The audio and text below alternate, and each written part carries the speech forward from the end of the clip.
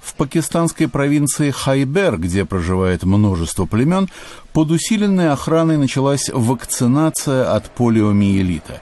Медицинские работники поставили своей целью сделать за время трехдневной акции прививки тысячам детей. В Пакистане в этом году зарегистрировано около 250 случаев полиомиелита, в основном в местах проживания племен.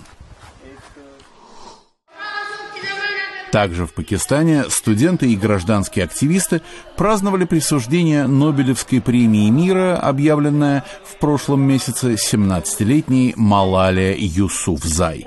Нобелевская лауреатка, разделившая награду с индийским активистом Кайлашем Сатьярдхи, обратилась к собравшимся в Пешаваре по видеосвязи из Великобритании. В октябре 2012 года Малала за ее активную роль в развитии образования для девочек была ранена в голову напавшими талибами. Ей удалось вылечиться и возобновить свою деятельность. Международная организация ЮНИСЕФ отмечает в Сараево 25-летие принятия Международной конвенции по правам ребенка.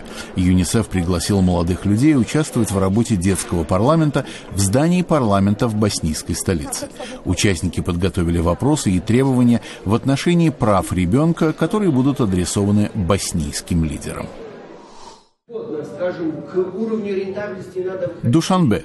Таджикские журналисты и представители общественных организаций встретились в столице на двухдневном семинаре по проблемам свободы СМИ.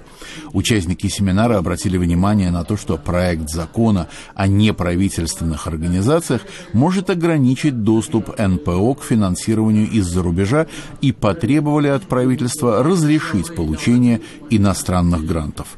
Представители гражданского общества опасаются, что их деятельность может быть ограничена законодательно.